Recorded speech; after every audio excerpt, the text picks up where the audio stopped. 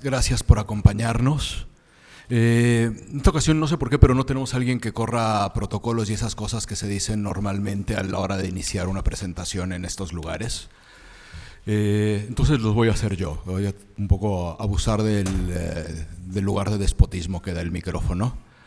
En una feria que tiene... El año pasado, cuando presentamos o teníamos una mesa, estábamos muy contentos porque era la primera feria ya 100% presencial después de la pandemia. Y eso a todos nos traía una emoción particularmente rara de volver a encontrarnos con lectores, volver a encontrarnos con colegas. Este año la emoción es un poco distinta porque es la primera feria que hacemos sin su fundador y presidente, sin Raúl Padilla. Entonces eso tiene también un dejo un poquito extraño. Personalmente es alguien que le tengo muchísimo agradecimiento. Antes de que yo me calle y empiece a hablar Arnoldo es un médico, ¿no? Además es mi médico, esa es también una cosa tramposa. Uno de repente llega a una edad en la que dice, necesito que me presente un médico, mi médico, ¿no? Entonces no solo es mi médico, un médico que puede tener todas las razones para regañarme porque creo que nunca le hago caso y cada vez le busco más. Sí, cada vez te busco más. Pero además es un autor y es alguien que piensa en ciertos códigos que mezclan tanto la parte de un autor, de un intelectual y de un médico. Hay un punto que, esto nunca se lo ha dicho a él, ¿no? Hay un punto cuando yo empecé a ir con Arnoldo que me dijo algo que tiene que ver para mí como lector con los libros. Arnoldo decía, los médicos cada vez dan la impresión que escuchamos menos, y él es un médico que escucha. Esa escucha es la relación con el otro, y la relación con el otro es también la que se encuentra en los libros. Entonces, Arnoldo, quien por cierto mañana presenta también su más reciente libro. Arnoldo, muchísimas gracias por acompañarme. Gracias, Marwan. Como ustedes podrán imaginar o atinar, soy buen médico porque Marwan está vivo aquí a mi lado, o al menos no soy tan malo, o Marwan es más o menos sano.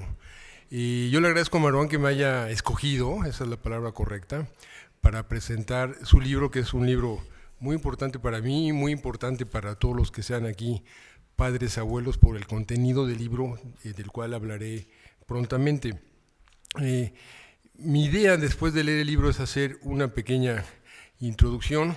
Lamentablemente, yo creo que por mi deformación médica soy muy obsesivo y apunto notas y notas. Pueden ver la letra. ¿Mandé? La letra. La letra. Apunto varias notas para saber qué decir y sobre todo para saber qué no decir.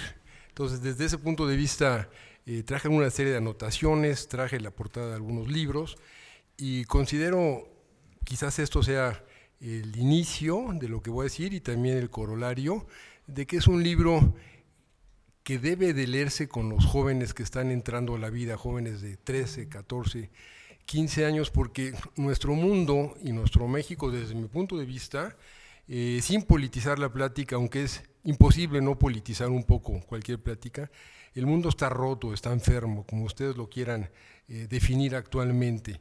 Prevalece, como diría Kant hace varios siglos, que tuvo la suerte de no salir de su casa más allá de 30 kilómetros, pero que avisoró y imaginó un mundo como el que ahora vivimos. Y él decía que el mal está determinado ontogénicamente. Él escribía la palabra mal con mayúscula, ontogénicamente quiere decir que está determinado desde el código genético. Dentro de mis elucubraciones, que me gusta jugar con ideas, yo pienso que en el futuro los grandes genetistas e investigadores descubrirán lo que es el gen del mal. Y esto lo digo para retratar un poco de lo que hablaremos Marwan, yo y ustedes en relación a su libro y en relación a lo que yo hablo de ahora, que es un mundo muy enfermo, el actual. Vivimos en un país, yo creo que también muy enfermo, y un libro como el que escribe Marwan nos invita a comprometernos. Lo primero que les puedo enseñar es la portada de este libro. Ustedes no alcanzan a leer el título. El libro se llama Indígnate, lo escribió Stefan Hessel y el subtítulo del libro es Un alegato contra la indiferencia y a favor de la insurrección pacífica. Si ven, es un libro muy pequeñito, es casi como un panfleto, que lo escribió una persona que fue superviviente de los campos de concentración, que no estaría, por supuesto, de acuerdo con lo que sucede ahora entre palestinos e israelíes, o entre personas tan enfermas como Netanyahu y grupos tan enfermos como Hamas. Pero este libro debería haber sido un parteaguas. El hecho de decir indígnate, porque la palabra dignidad es una palabra muy importante, que parece que se va perdiendo conforme pasa el tiempo. Entonces, este libro vendió muchos millones de copias y lo que hacía el libro era invitar a la gente a indignarse con la situación del mundo, que lo publicó hace como 20 años. El libro, el que nos invita a leer mi amigo querido Marwan, es un libro donde evoca la situación de varios países y donde habla de la enfermedad que se sufre en varios países.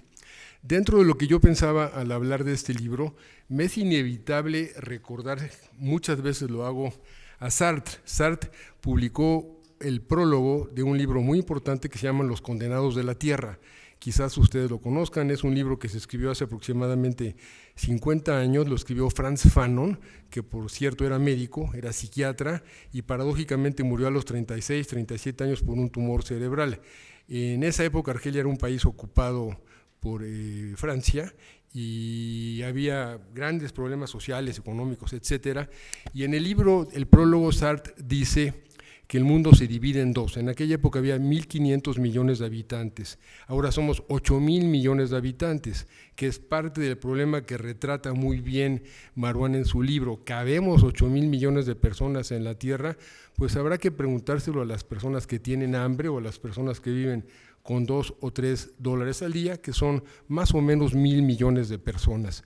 En ese libro, en el prólogo, Sartre, que puede ser muy querido y que puede ser también muy detestado por gente tan notable como Camus, decía, el mundo se divide en dos, los que tienen voz y los que no tienen voz. Él también ponía la palabra voz con mayúscula, y él incitaba a la gente, igual que Stefan Hessel, que aquellas personas que tuvieran voz o el derecho a la voz, como es el libro de Marwan, teníamos la obligación de usar la voz. Yo hablaría de la obligación moral y ética y de compromiso de usar la voz e indignarnos.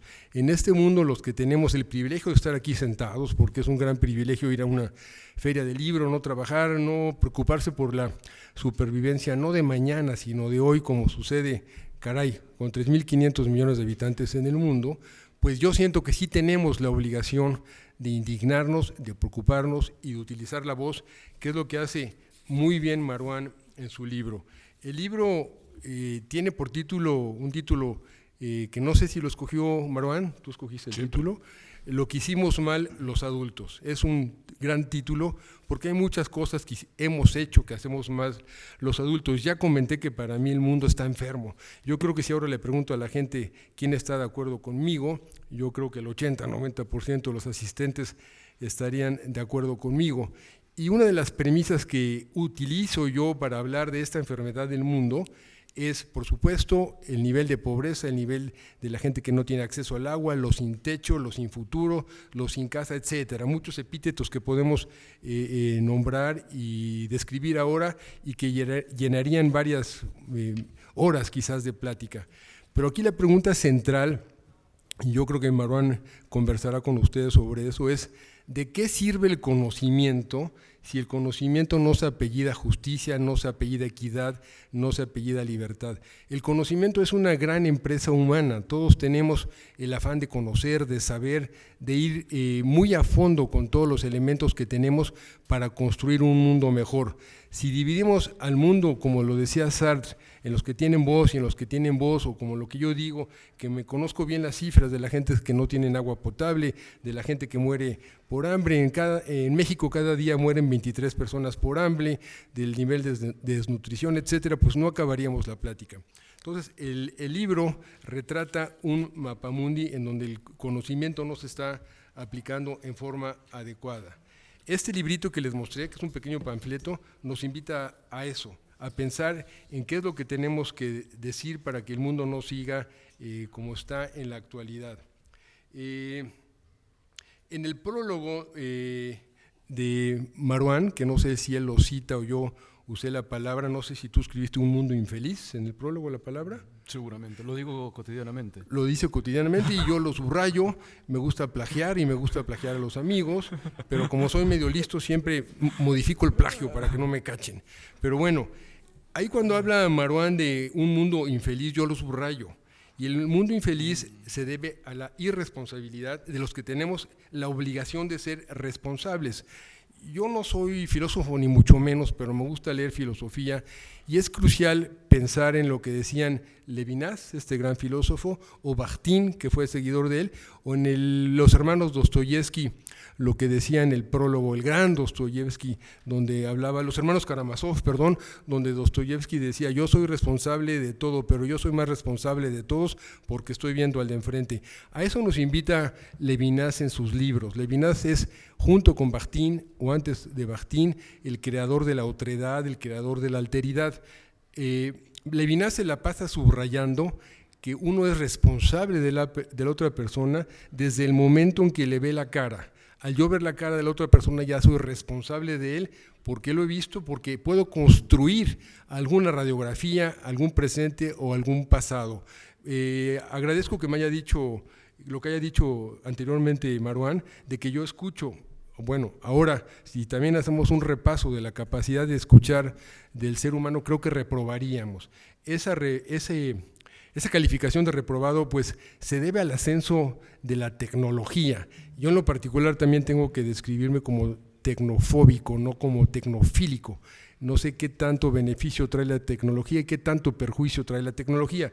No vamos a hablar, por supuesto, de eso, pero en lo que nos retrata muy bien mi amigo Marouane, es inevitable pensar en dónde se aplica toda esta tecnología, por qué no ayuda más, por qué no ayuda a los, creo que es 11 países los que enlistas, Marouane, por aquí tengo la lista. Marouane en su libro habla de países, Palestina e Israel, juntos, Siria, Irán, Yemen, Afganistán, Ucrania, Nicaragua, Libia, Myanmar y Sudán. Hay un cierto sesgo aquí, mi querido Marouane, porque solo incluiste un país latinoamericano, Nicaragua. Nos falta incluir a muchos países latinoamericanos. Yo sé que el libro es un libro que quizás por tamaño no te da tiempo de más, pero hay cierto sesgo en eso. Me hubiese gustado mucho que incluyeses a México, por ejemplo, o Haití, donde los niños comen galletas de arcilla para llenar el estómago y para poder seguir sobreviviendo. Bueno, habiendo dicho todo esto, en el prólogo también, creo que ya para acabar y permitirle a Marouane que hable un poco de su libro, porque yo soy su invitado y que dialoguemos, yo siempre cuando doy alguna plática digo que los programas actuales de enseñanza en México y me imagino que en muchas partes del mundo son muy deficientes. A mí me gustaría que junto con geografía, historia y matemáticas hubiese la materia de refugiados, la materia de indocumentados mexicanos que entre paréntesis son nuestros héroes. Sin indocumentados nuestro país estaría más a la deriva de lo que estamos actualmente, o que hubiera un capítulo en donde se hablase de las madres que vienen de Centroamérica a buscar a sus hijos. Creo que todas estas materias que si se maman desde el útero en la casa o si se maman en la escuela en los primeros años, quizás podrían formar a unos seres humanos con más conciencia y quizás podrían disminuir la lista de países de las que nos hablará Marouane, en donde las guerras parecen inevitables y las guerras, por supuesto, son producto de la humanidad. También me gustaría que hubiese una materia que se llamase empatía, regresando a lo que decía un poquito Levinas. Lamentablemente, bueno, yo digo ideas y ustedes las escuchan y aquí nos quedamos con eso, pero si revisamos los currículos de las escuelas, yo creo que sería muy prudente situar a los niños de 6 y 7 años en el mundo actual, en el mundo contemporáneo, llevarle a una madre que viene de Centroamérica. Yo ayudo en una organización a las madres que vienen buscando a sus hijas o hijos, prácticamente siempre hijas, que seguramente ya están o despedazadas o muertas o violadas, etcétera, etcétera, y creo que sería de una enseñanza igual o más importante quizás, o más crucial hoy que lo que son la literatura, las matemáticas el orden mundial. Marwan, ¿por qué escribiste este libro? Por viejo. Ahora cuento las razones, pero no puedo porque se me va a olvidar, ya se me olvidó al principio. Estoy muy emocionado con ese libro grandote. Supongo que todos han visto cuando alguien gana un premio y le entregan un cheque gigantesco. Y todos sabemos que ese cheque no lo pueden ir a cobrar a ningún lado, pero debe ser increíble sostener ese cheque gigantesco. Entonces un poco me siento así cuando veo el libro de ese tamaño. Terminé, quizá por accidente, viviendo de explicar conflictos. Incluso en las novelas, de alguna manera terminaba acercándome a ese intento de explicación de los conflictos. Es un oficio ligeramente raro, que confieso en el inicio del libro. Cuando, dando una conferencia, que creo que fue aquí, hay un elemento paralelo a la FIL que se llama Ecos de la FIL, donde uno se va a escuelas cercanas a platicar sobre lo que hace uno en la vida, que es ser escritor y demás. Donde, justo les digo, me transformo en alguien que de alguna forma explica lo que no funciona en el mundo. Y uno de los chicos deben ser de secundaria más o menos, supongo, ¿no? Levanta la mano y me dice, pues usted debe tener muchísimo trabajo. Y se me hizo increíblemente injusto eso. Se quedó eso en el archivo de recuerdos. Llega la invasión rusa a Ucrania. Y la editora de mis ensayos para adultos, de mis novelas para adultos, nos junta a mí con mis otras 2 editoras. Una está de este lado y las otras 2 están de este lado. No sé por qué no están juntas. No tengo nada que ver con eso. Y justo me dice Mayra, mi editora en Alfaguara y en Taurus, ¿no?, sobre cómo se le explica, particularmente a uno de sus hijos, situaciones como la de Ucrania. Y decía, bueno, sí es una bronca explicarle a un adolescente, a un joven, a alguien que empieza a preguntar, a alguien que invariablemente, más que nunca, por internet, redes sociales, por todas esas cosas que no le gustan a Arnoldo. Con Arnoldo uno todavía se comunica con SMS. Eso es una gran garantía de que es un gran médico, un médico con el que uno se comunica por SMS. Entonces, no se distrae con tonterías, ¿no? A la hora que esas tonterías llegan y embisten con todo lo que ocurre en el mundo, se hace imposible que alguien que ya está en edad de empezar a recibir ciertas noticias no empiece a tener ciertas preguntas sobre lo que se escucha, sobre si hay algo ahora en Palestina e Israel, pero siempre ha habido algo en Palestina e Israel. Hay algo en Ucrania, pero qué sé yo qué es lo que está en Ucrania, porque ayer me dijeron en la escuela que había algo en un lugar que se llama Sudán. Casi nadie dice eso, pero sí, normalmente hay algo en Sudán. Pero un poquito antes, ¿no?, hace año y medio, todo el mundo hablaba de Irán. ¿Por qué hablaban de Irán? Porque a las mujeres, a las adolescentes que estaban yendo a las escuelas, les estaban obligando a ponerse un velo, como lo han hecho desde 1979, para que no las maten. Y en otro lugar que se llama en Afganistán, a chicas aún más jóvenes se les impide ya estudiar, porque hay una percepción, una interpretación de una doctrina que no tiene nada que ver con la doctrina, pero da igual porque la interpretación es suficiente para afectar la vida de muchísimas niñas.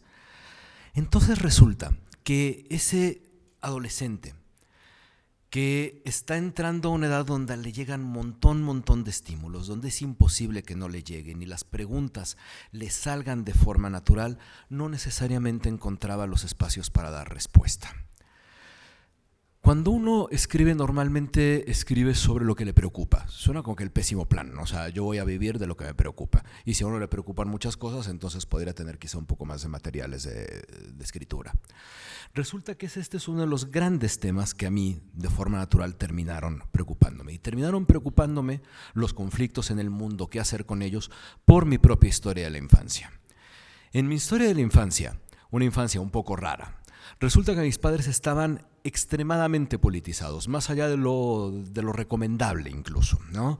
Bajo esa idea de extrema politización, se les hizo una súper idea. Cuando yo tenía, qué sé yo, unos 7 años, estaban en Nicaragua los sandinistas ocupando el poder, no se habían transformado en la dictadura que se transformaron después. Había un grupo que se llamaban los Contras, financiados por Estados Unidos, que querían desplazarlos. Y a mis padres se les ocurre, con el hijo de 7 años, decirle, pues vámonos a vivir a Nicaragua, hay que ayudarlos para evitar que los Contras lleguen ahí, ¿no? Es un súper plan de fin de año. Nos regresamos y al año siguiente nos fuimos a vivir a Libia. En Libia estaba Muammar Gaddafi. Muammar Gaddafi, el demente más absoluto que podría uno imaginar, ¿no? Demente así de atar. Una cabra es ridícula contra Muammar Gaddafi, ¿no? Resulta que en cada uno de esos lugares, porque así continuó hasta que yo me salí de casa de mis padres a los 17 años, de mi madre, en todos esos lugares siempre se me explicó a qué íbamos. Se me explicó con una noción de responsabilidad y un nivel de templanza muy cuidado. Tú y yo hace no mucho, no me acuerdo por qué, pero hablábamos de Nerval, ¿no? Un autor que explica el concepto de hipocondria melancólica, es decir, la aceptación de que no podemos cambiar todo en la realidad, de que hay condiciones que están en la realidad, que no las vamos a poder cambiar, pero que aunque no las podemos cambiar, tenemos que trabajar sobre ellas. Bueno, un poco a partir de esa idea de hipocondria melancólica, con el pasado familiar, con aparte las preocupaciones de cuando uno llega cerca de los 50 años, casi todos sus amigos tienen hijos que están en la adolescencia. Entonces resulta que sí termino por compartir la necesidad de dar los elementos mínimos para poder entender lo que sucede en el mundo bajo una serie de principios que para mí eran fundamentales. Uno de ellos lo conocí a partir del trabajo, ¿no? De la comunicación con chicos que estén en campamentos de refugiados, chicos que han nacido en campamentos de refugiados. Hay campamentos de refugiados en el mundo donde van 4 generaciones de gente que ha nacido ahí. Ellos ya no necesariamente serían refugiados, pero se transforman en refugiados al vivir en un espacio que se llama campamento de refugiados, porque al mismo tiempo son apátridas, porque no tienen nacionalidad o porque no tienen un estado real que les pueda dar nacionalidad. En esos espacios, como en los espacios de desplazamiento o de guerra, o los desplazamientos de conflicto extremo, como puede ser Nicaragua, como puede ser también Afganistán o puede ser Irán, donde el conflicto puede ser no el de una guerra, pero sí otro tipo de conflicto. En todos esos lugares hay jóvenes, hay niños, hay adolescentes, a los que se les está obligando a comportarse como si fueran mucho más grandes de lo que son. Voy a poner solo un ejemplo que para mí se me hace espantosamente doloroso. En el campamento de Zatari, en Jordania, es un campamento de Naciones Unidas que originalmente se pobló con desplazados palestinos de 1948. Al final la gente se empezó a salir y demás, pero después de 2011 se transformó en un campamento de refugiados que se pobló de gente que salía huyendo de Siria y de la guerra civil en Siria. Bueno, ahí llega una familia sin padres, una familia con la hija mayor adolescente, 17 años, todavía le podemos llamar adolescente, que tiene que hacerse cargo de sus hermanos menores. Se transformó en madre de sus hermanos. Es decir, que si existe una sola razón para mí por la que creo que debamos de pensar en este tipo de cosas, es porque hay una serie gigantesca de chicos a los que les estamos obligando a comportarse como adultos. Al mismo tiempo, por otra cosa que tiene que ver mucho con lo que estaba diciendo Arnoldo. Obviamente será difícil pensar que alguno de nosotros es responsable por lo que hizo Hamás, la respuesta de Israel, cualquier cosa así. Sin embargo, hay una cosa que se llama la construcción de los entornos. En la construcción de los entornos, el mayor elemento que alimenta las guerras son las indiferencias. Cuando pensamos que no importa lo que ocurre en no sé qué lados, hoy todo el mundo estamos hablando de Palestina e Israel, dejamos de hablar de Ucrania, dejó de importarnos Ucrania, no hemos hablado nada sobre Yemen, sobre Myanmar, no hemos hablado nada sobre ciertos lugares que parecen mucho más lejanos en el mapa y que da la impresión que no nos importan o que no nos preocupan porque la realidad es que no tienen una afectación sobre nuestra vida de forma directa. Sin embargo, cada vez que ocurre eso, se ejerce un dejo de indiferencia que les permite a quien hace las cosas malas seguir haciendo las cosas malas. Hay de las últimas semanas para acá una definición, un acrónimo que aumenta mis preocupaciones y que es como un impulso tardío para este libro. Desde hace varias semanas, 3-4 semanas, en Gaza se usa un acrónimo, acuñaron un acrónimo, WCNSF, Wounded Child, No Surviving Family, niños heridos sin familia sobreviviente. Eso es lo que hicimos malos adultos. Y esa era mi preocupación.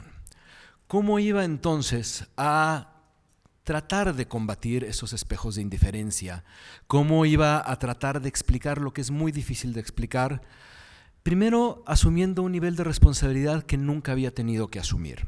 Es relativamente sencillo, desde al menos el lugar en el que me encuentro, explicarle a un adulto ciertas cosas, porque empiezo con la idea de que compartimos ciertos códigos base.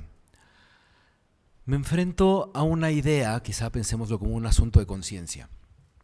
Estoy convencido, y eso sí lo digo por mi propia experiencia, como el reclamo a la sobrepolitización de mis padres, que abajo de los 10 años, si es posible, hay que proteger a un chico de los insumos de violencia y de las imágenes de violencia y los relatos de violencia a los que hemos llegado a construir en el mundo.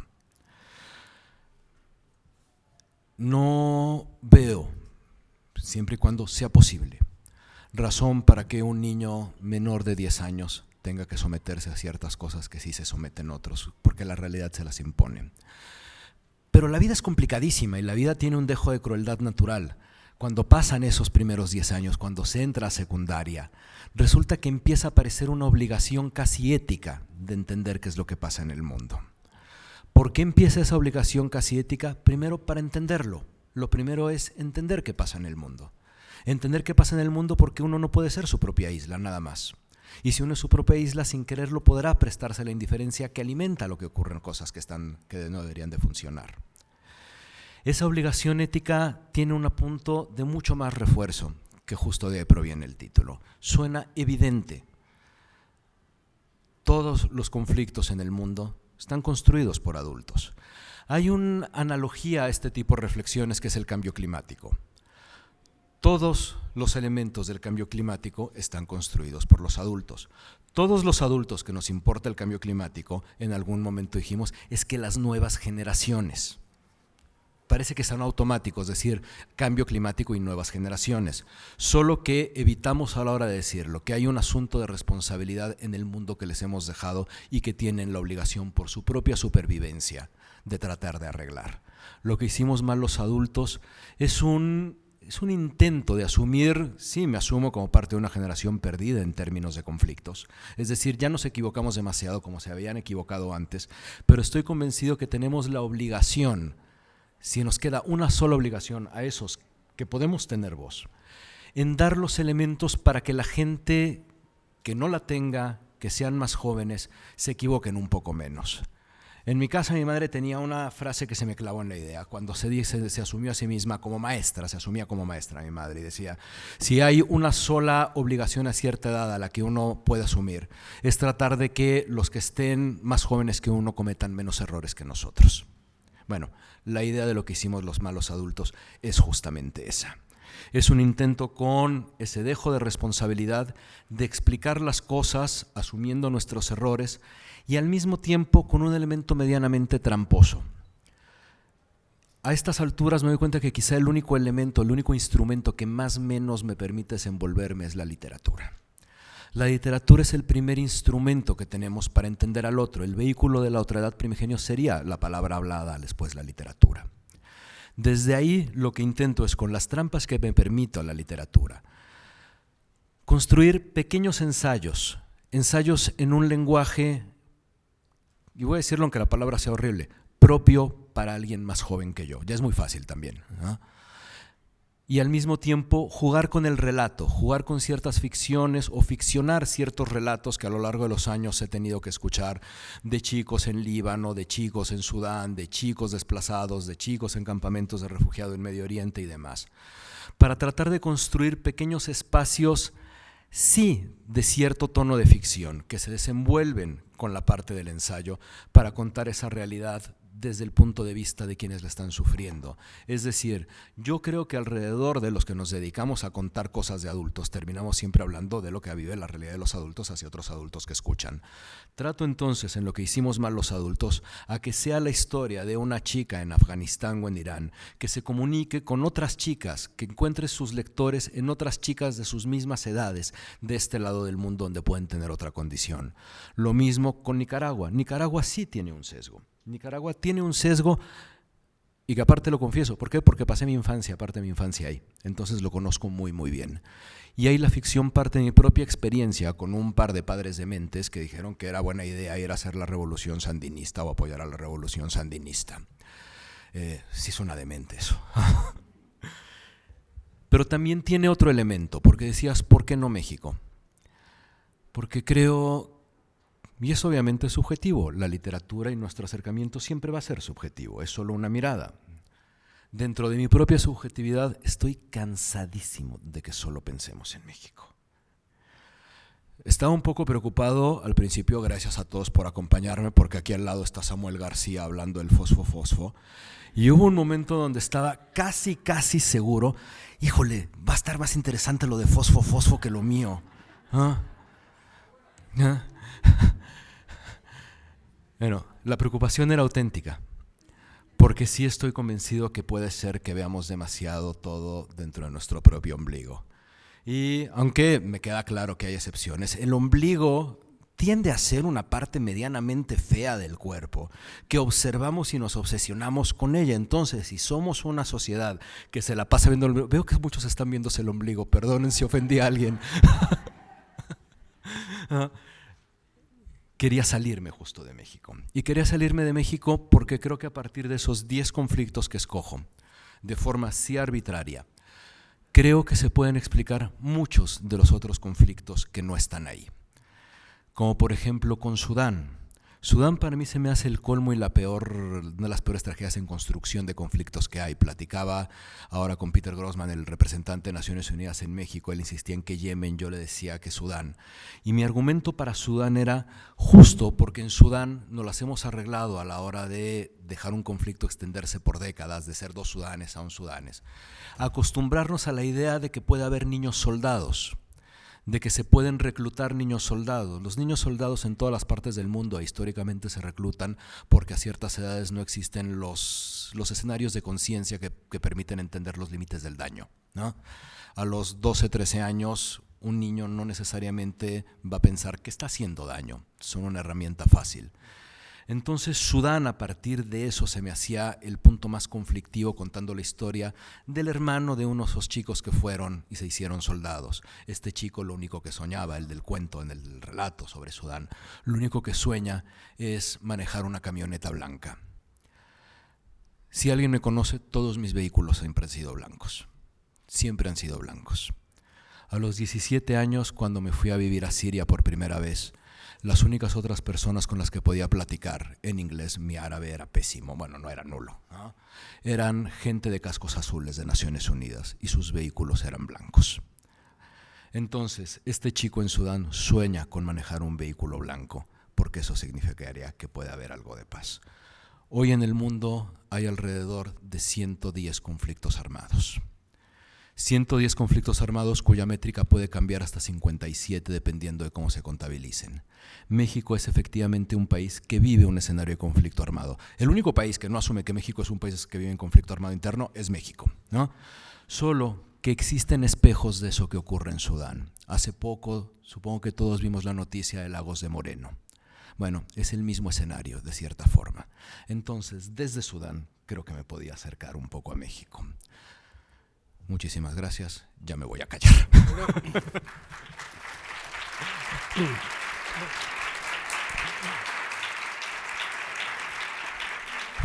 Bueno, ustedes no se percataron, pero le di una patada a Marwan para que me dejara hablar por abajo. Que aquí nos podemos quedar con Marwan todo el día para escucharlo. Fui anotando muchas cosas que dijo Marwan y yo propongo, porque tenemos 50 minutos en total, tomar 5 o 6 minutos más por si el público quiere preguntar algo y estar de acuerdo o no estar de acuerdo. Marwan, ¿yo te voy a responder en 5 minutos algo? No creo, no lo creo. Pero bueno, yo lo voy a ir cortando a Marwan porque soy un poco mayor que él. Lo que debo decir es, yo fui anotando varias cosas cuando hablaba Marwan y ahorita utilizó muchas veces la palabra ética. La palabra ética, y yo la apellidaría ética laica, que es un tema que a mí en particular me interesa mucho, entonces tengo sesgo, igual que Marwan tiene sesgo, y en la UNAM, donde doy algunas veces clase, hablo mucho de la ética laica. Yo respetaría las éticas religiosas, pero en general las éticas que se inclinan hacia alguna religión separan a la gente. En cambio, la ética laica es algo que a mí me gusta mucho, quizás porque fui seguidor desde siempre de Christopher Hitchens, quizás ustedes lo conozcan, Editorial Debate ha publicado varios de sus libros, y Christopher Hitchens decía algo fantástico, él decía que es ateo profesional. Y a mí me gusta la idea, yo también me defino como un ateo profesional. Es bastante complicado creer en un Dios, como lo quieren apellidar actualmente, cuando uno sale a la calle y ve a las pobres jóvenes Marías haciendo así porque tienen hambre con un bebé a cuestas y la gente explica es que provocaron, abrieron las piernas, etcétera, etcétera. De todo eso también todos somos responsables. Y Marwan mencionó la palabra ética más de una vez y se fue mucho a Darfur. No sé si ustedes recuerdan esa foto terrible en Darfur de un fotógrafo que luego fue muy criticado y que finalmente se suicidó. ¿Se me olvidó el nombre? ¿Recuerdas el nombre del fotógrafo? No. Me decepcionas porque yo tampoco me acuerdo. Que estaba tomando la fotografía de un niño famélico a punto de morir y cuervos a su alrededor que se lo iban a comer al niño que iba a morir. Eran buitres, perdón, sí eran buitres. Y finalmente no sé qué sucedió con ese pobre niño, ese niño parecía salido de cualquier campo de concentración, finalmente el que tomó las fotografías acabó suicidándose por todo lo que sucedió posteriormente. Darfur es un conflicto vivo, es un genocidio vivo en el que todos estamos participando actualmente. Dentro de toda la palabra que Marwan repitió ahora muchas veces es la cuestión ética. Yo digo que si algo debe enseñarse en las escuelas, ya dije de mi obsesión que tengo por algunas materias que deberían implementarse en los programas escolares, debería existir la materia ética. La ética desde el vientre materno, en la casa, en primero de primaria, en segundo de primaria, en tercero de primaria. No recuerdo el nombre y afortunadamente no lo recuerdo del que era ministro de Educación con Marta Fox y Vicente Sagún, ¿se acuerdan de ellos? Cuando ellos estaban acá, él quitó la materia de civismo, quitó las materias de sociología, que se siguen quitando en Europa, todas las materias que tienen que ver algo con humanismo. Pero si algo yo creo que por lo que deberíamos de pregonar, porque también Marwan mencionó la palabra cambio climático, que pues tiene que ver con tanto país depauperado que retrata en su libro Marwan, es algo de lo que también somos responsables nosotros.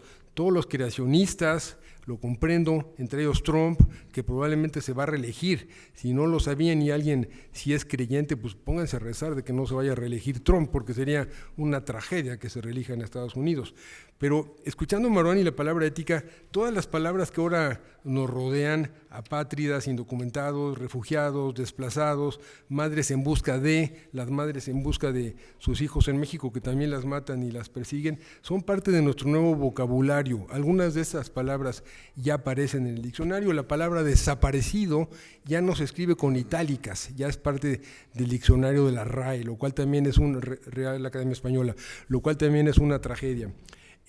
Todo esto de lo que hicimos mal los adultos tiene que ver con todas las guerras que Marwan retrata y con todas las guerras que Marwan no retrata ahí, pero que tienen que ver, Marwan, lo comentamos brevemente con la gente, con lo que nos espera. ¿Qué nos espera si no se acaban las guerras?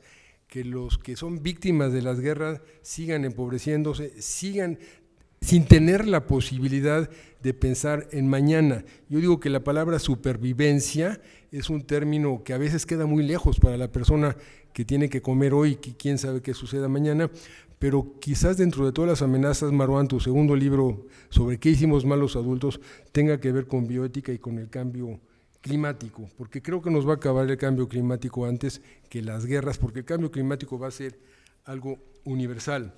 Ustedes no lo saben quizás, pero el libro está ilustrado por Bev, un gran ilustrador sumamente inteligente que es cómplice de Marwan en el libro y que lo hace muy bien. En el libro no hay un epílogo y no le voy a pedir permiso a Marwan para escribirlo. Les voy a decir lo que deberíamos todos pensar en el epílogo del libro y luego, si está de acuerdo Marwan, abrimos el tiempo a unas preguntas y tendrás que responder muy breve, por favor. El epílogo. Yo digo, ¿qué escribiría Bev?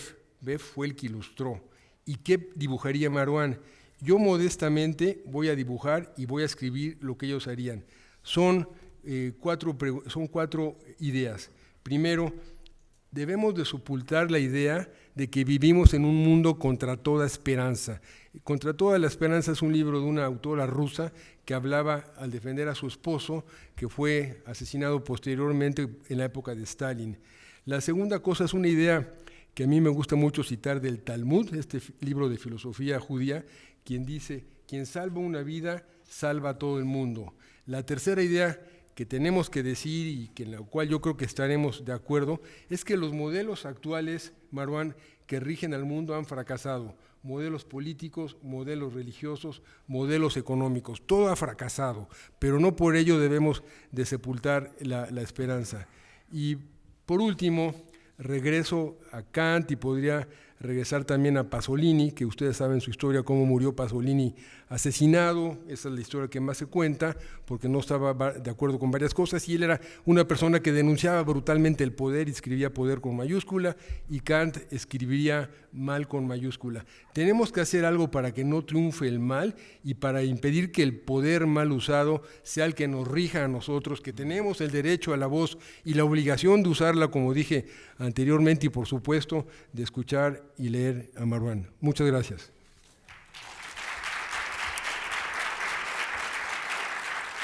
Uno de mis hobbies que ya no tengo tanto tiempo de hacer es dibujar.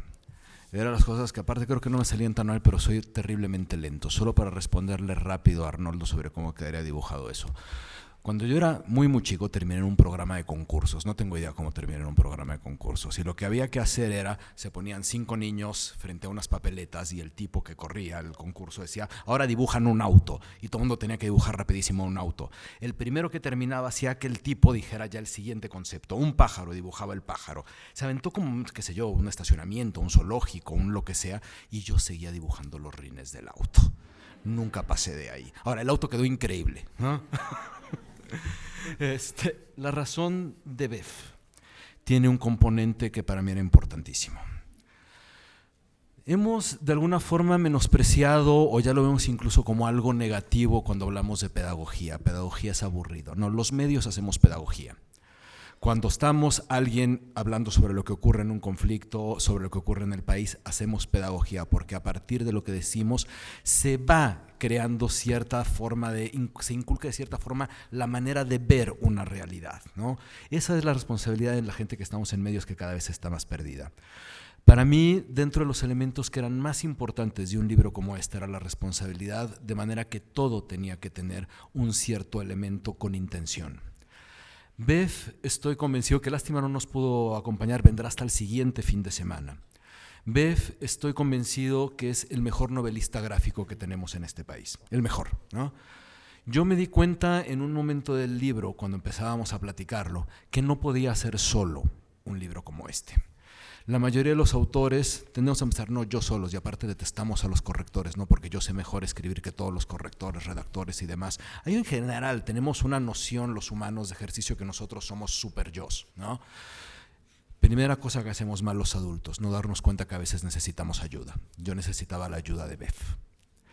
Necesitaba la ayuda de Bev y ahí está la parte tramposa, esa es una parte del ejercicio de despotismo. Si uno necesita ayuda, yo recomiendo siempre buscar al mejor en su oficio. Entonces busco al mejor en su oficio. Con otro elemento, Bev y yo es muy probable que no tengamos una sola coincidencia en términos de política nacional de entrada, en términos incluso de políticas culturales.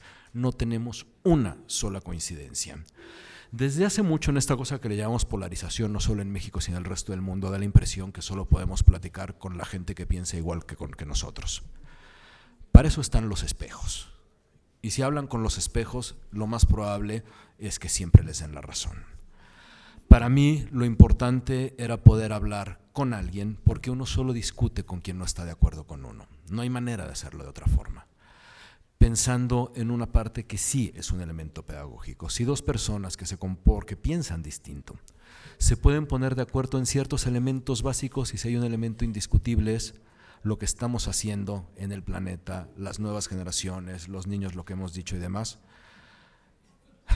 Ahí voy, ¿no? Si esos son lo más importante, tenemos entonces que ponernos de acuerdo para resolver una cosa. Marwan, nos quedan... No me importa. No. Veo que aquí Por hay eso, un par de padres. Nos quedan 7 minutos de Sí. tiempo y nos corren rápido. Yo sugeriría que quien quiera preguntar lo haga brevemente, que diga quién es y hagan preguntas que no tomen más de 30 segundos. ¿No estás de acuerdo? No.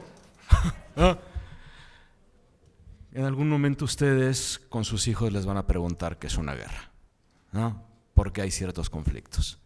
Espero poder ayudarlos un poco, porque la responsabilidad va a ser también de ellos resolverlo.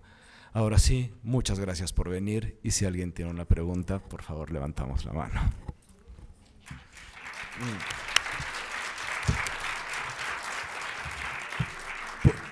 Por favor que sean muy breves las preguntas y si te presentas a qué te dedicas, tu nombre, nos ayudas, por favor. Julián, licenciado en Negocios Internacionales, soy empleado de CFE. Mi pregunta es breve.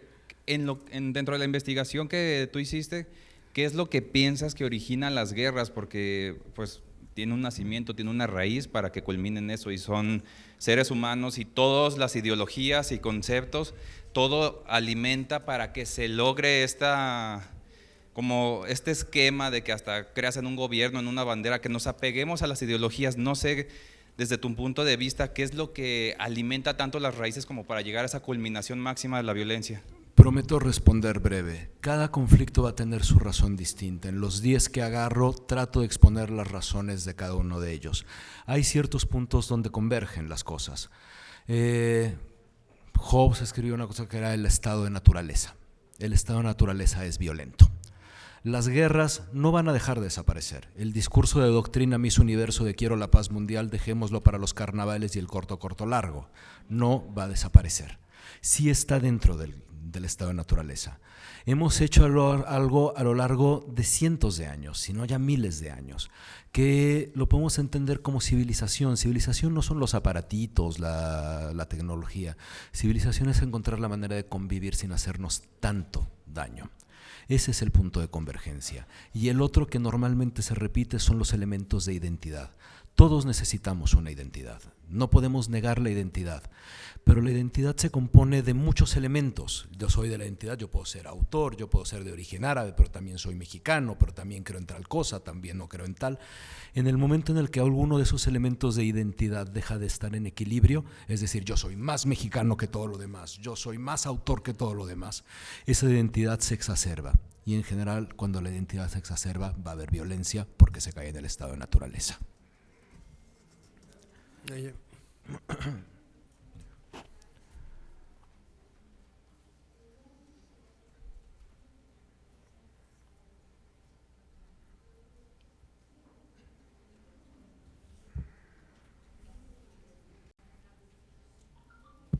Buenas tardes. Elena González, psicóloga, estudiante en sexología.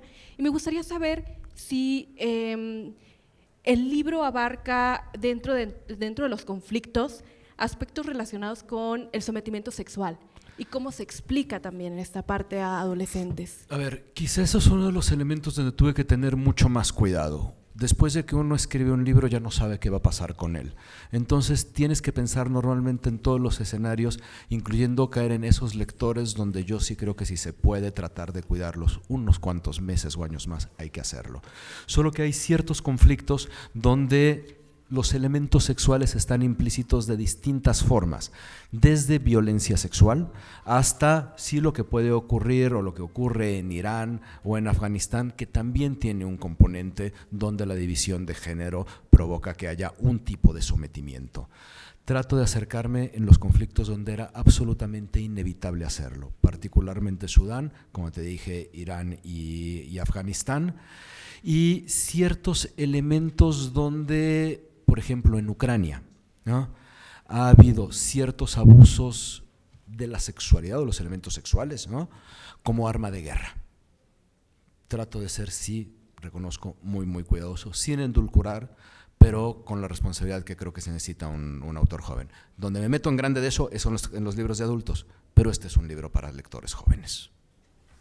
Bien. Sí.